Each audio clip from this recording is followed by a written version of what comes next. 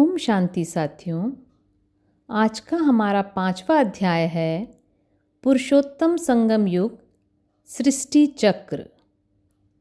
सृष्टि के निर्माण के बारे में विज्ञान और धर्म दोनों का अलग अलग विचार है। विज्ञान के द्वारा यह माना जाता है कि सृष्टि की रचना हुई और वह आगे चल रही है। विज्ञान के द्वारा विश्व के भविष्य के बारे में जानना इतना संभव नहीं है जितना धर्मों के आधार पर हम जान सकते हैं। सृष्टि की रचना परमात्मा ने कैसे की, इस बारे में विभिन्न धर्मों में विभिन्न विचारधाराएं हैं। उनसे मुख्य बात यही सामने आती है कि भविष्य में विनाश होगा। परमात्मा धर्मराज के रूप में होंगे। उनके पास हमारा हिसाब किताब होगा, वो हमारा हिसाब लेंगे। हिंदू धर्म में तो चित्रगुप्त की किताब के बारे में अनेक बातें हैं। अन्य धर्मों में भी ऐसी ही बातें हैं कि परमात्मा या खुदा अंत में हमें किए हुए कर्मों के अनुसार सजाएं देंगे। इस विश्वविद्यालय द्वारा एक बार अंतर्राष्ट्रीय निबंध स्पर्धा पुनर्जन्म विषय पर रखी गई थी।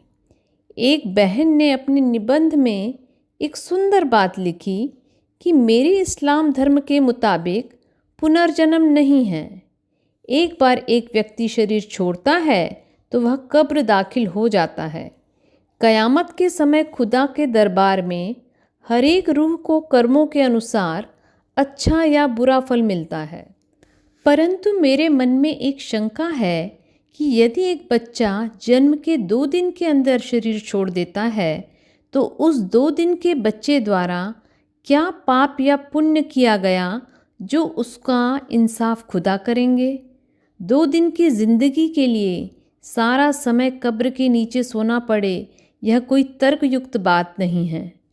इस प्रकार से जिन धर्मों में पुनर्जन्म की मान्यता नहीं है, उनके सामने प्रश्न है कि इंसाफ के बाद उन रूहों का क्या होगा।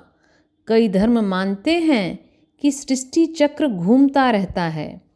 ईसाई धर्म के अंदर भी नोहा आर्क द्वारा यह मान्यता है कि विनाश के समय बहुत बरसात आएगी और उससे पहले एक दिव्य आवाज़ सुनाई देगी कि अभी थोड़े समय में प्रलय होगी। इसलिए एक नाव में वर्तमान सृष्टि की सभी जड़ी बूटियाँ और मुख्य मुख्य वृक्षों के बीज आदि एकत्रित करके रखे जाएं। जल प्रलय के समय पर एक बहुत बड़ी मछली उस नाव को खींचकर आगे ले जाएगी। इसके बाद नई सृष्टि में नाव में रखे हुए सभी बीज आदि पुनः अंकुरित होंगे। नई आत्माएं कहाँ से आती हैं और पुरानी आत्माओं का खुदा के इंसाफ के बाद क्या हुआ, उसके बारे में पूर्ण विचार जहाँ तक मैंने ईसाई धर्म का अध्ययन किया है मुझे नहीं मिले हैं। मैं यह दावा नहीं कर सकता हूँ कि ऐसे विचार ईसाई धर्म में नहीं हैं। मुझे संपूर्ण धर्म का पता नहीं है। सृष्टि चक्र अनवरत है। सतयुग, त्रेता, द्वापर और कलयुग, इन 4 युगों की संकल्पना हिंदू धर्म के विभिन्न पंथों या विभिन्न संप्रदायों में है। जब मैं छोटा था तब एक विद्वान महात्मा से मेरी बात हुई।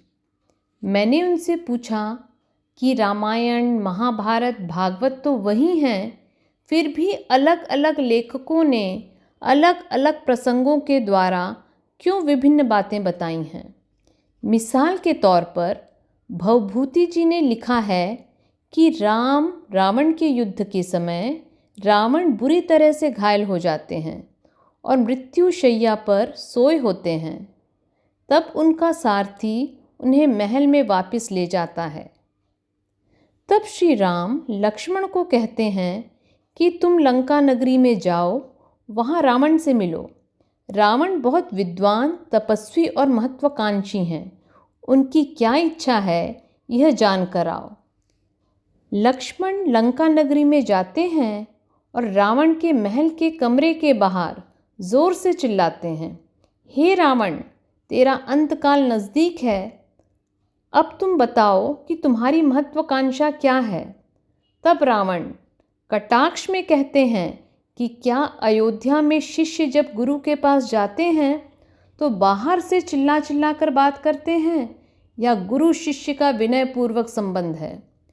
रावण की यह बात सुनकर लक्ष्मण शर्मिंदा हो जाते हैं और रावण के कमरे में दाखिल होकर नम्रतापूर्वक श्री राम का संदेश सुनाते हैं और कहते हैं कि बड़े भाई ने कहा है कि आप अपनी महत्वाकांक्षा बताइए। अब यह प्रसंग वाल्मीकि रामायण में और तुलसीकृत रामायण में नहीं लिखा गया है। ऐसे ही महाभारत में लिखा हुआ है कि कौरव और पांडव जब छोटे थे तब साथ में ही रहते थे। एक दिन कौरवों ने लड्डुओं में जहर मिला दिया और भीम ने वो लड्डू खाए। फिर सभी कौरव भीम के शरीर को उठाकर नदी में डाल आते हैं। भीम का शरीर वज्र जैसा मजबूत था, इसलिए उसका शरीर नदी के तट को तोड़कर नीचे पाताल में चला गया। नीचे नागलोक रहते थे। उन्होंने भीम के शरीर का विष चूस लिया। भीम को होश आ गया और बाद में नागराजा ने अपनी नाग कन्या के साथ भीम की शादी कराई। यह प्रसंग महाभारत की सभी पुस्तकों में नहीं है। सीता स्वयंवर की बात भी सभी रामायणों में नहीं है। परशुराम श्री राम जी से मिलते हैं, यह बात भी सब में नहीं है। गुजराती के एक लेखक अपने विचार प्रमाण रामायण अब लिख रहे हैं। उसमें कैकेयी को राम का शुभचिंतक बताया है। राम के अभिषेक से पहले वह सोचती है कि अगर यह युवराज बन गए तो फिर रावण को मारने का उनका अवतार रूप का कर्तव्य असंभव हो जाएगा। इसलिए वह श्री राम का वनवास मांग लेती है और बाद में विदाई के समय श्री राम को उनके अवतार कृत्य के बारे में बताकर उनके दिल में अपने लिए स्नेह सम्मान निर्मित कर लेती है। ये सब बातें सुनकर विद्वान ने उत्तर दिया कि यह सृष्टि चक्र घूमता ही है और हर एक युग में राम रावण, कृष्ण अर्जुन आदि सब होते ही हैं, किंतु 100% एक समान नहीं होते हैं। उसी कारण थोड़ा थोड़ा प्रसंग भेद होता है। उस विद्वान ने कबूल किया कि सृष्टि चक्र घूमता है और मुख्य मुख्य अवतारों के कृत्य और प्रसंग एक समान होते हैं, बाकी थोड़ा थोड़ा प्रसंग भेद हो जाता है।